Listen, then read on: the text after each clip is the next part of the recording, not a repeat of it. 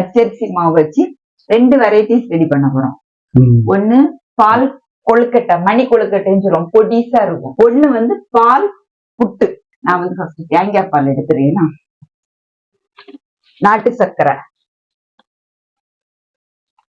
இது ஹீட் ஆகக்கூடிய நேரத்துல வந்து பால் கொழுக்கட்டைக்கு பச்சரிசி மாவு, உப்பு, வேற எதுவுமே இதுல ஆட் பண்ணல. இடியாப்ப மாவு இருக்குல்ல, அதுல வந்து நம்ம கொதிக்க வெந்நி ஊத்தி விரவி வச்சிருக்கோம். நம்ம இடியாப்பா அவிக்க மாதிரி தான்.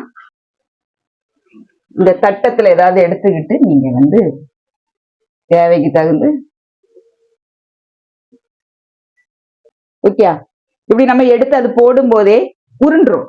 ஆனா பொடிசாதான் போடணும், பெருசா போடவே கூடாது. அதனாலதான் நான் வந்து தேங்காய் பால் குறைவா எடுத்து கொதிக்க வச்சது. சூப்பரா. இனிமேல் இது கூட வந்து நீங்க தேங்காய் போட்டு சாப்பிட்டாலும் சரி, மேல சாப்பிடும் போது சுட சுட தேங்காய் போட்டு சாப்பிட்டாலும் சாப்பிடலாம். இல்ல இப்படியே நம்ம எடுத்து குடிச்சா நல்லது.